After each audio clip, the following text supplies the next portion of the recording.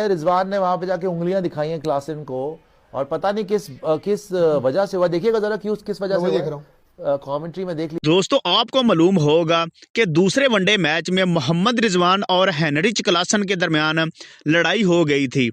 लड़ाई इतनी शदीद हो गई थी कि अंपायर्स को मैच रोककर इन दोनों के दरमियान बीच बचाव करना पड़ा था। दोस्तों, मोहम्मद रिजवान और हेनरिच क्लासन के दरमियान लड़ाई की वजह क्या थी वो भी आपको इस वीडियो में बताएंगे, लेकिन आपसे गुजारिश है कि वीडियो को लाइक और चैनल को सब्सक्राइब कर लें।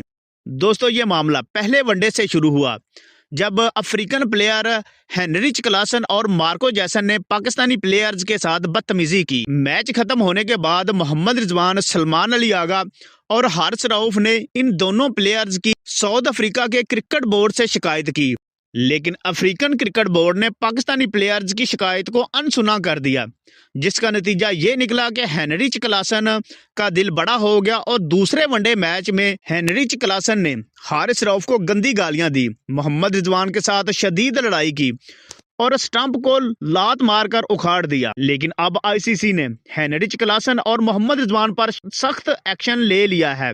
हेनरिच क्लासन को मैच फीस का 80% जुर्माना किया गया है और उनको सख्त वार्निंग भी दी गई है कि आपने अगर दोबारा ऐसा किया तो आप पर पाबंदी लगाई जा सकती है। इसके अलावा मोहम्मद रिजवान पर मैच फीस का 30% जुर्माना किया गया है और उनको भी वार्निंग दी गई है। दोस्तों, अगर अफ्रीकन बोर्ड अपने प्लेयर्स को समझा देता तो ये मामला पेश ना आता।